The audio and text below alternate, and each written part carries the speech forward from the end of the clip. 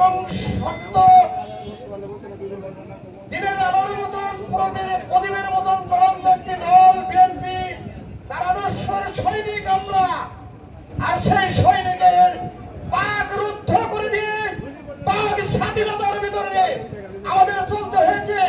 আমাদের কোনো কথা বলবার থাকলেও আমরা বলতে পারি নাই। ভাইরা আমার,